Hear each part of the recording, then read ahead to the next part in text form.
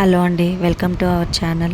ఈరోజు మనము గోరు చిక్కుడుకాయ మరియు వేరుశెనగ గింజలతో కారం పులుసు ఎలా తయారు చేసుకోవాలో చూద్దాము.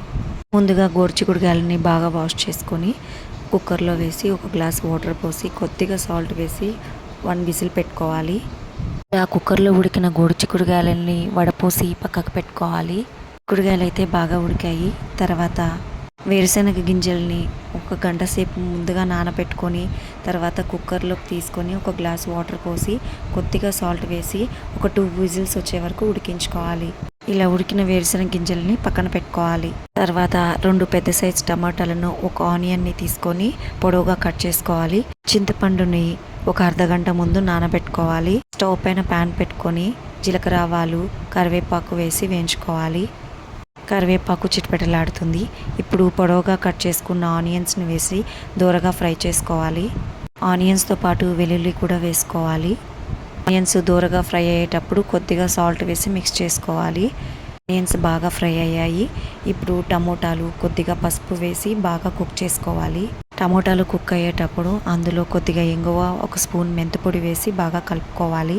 ఇంగువ వేయడం వల్ల మంచి స్మెల్ వస్తుంది. టమోటాస్ బాగా కుక్ అయిపోయాయి. ఇప్పుడు ఆల్రెడీ ఉడికించి పెట్టుకున్న గోరుచిక్కుడుకాయలను, వేరుశెనగ గింజలను అందులో వేసి బాగా కలుపుకోవాలి. 2 to 3 మినిట్స్ టమోటా ఆనియన్స్తో పాటు బాగా మిక్స్ చేసుకోవాలి. ఇలా కుక్ అయిన తర్వాత అందులో 3 స్పూన్స్ కారము, 2 స్పూన్స్ ధనియాల పొడి వేసి బాగా కలుపుకోవాలి. కారం పులుసు కాబట్టి వాటర్ తప్పకుండా యూస్ చేస్తాము.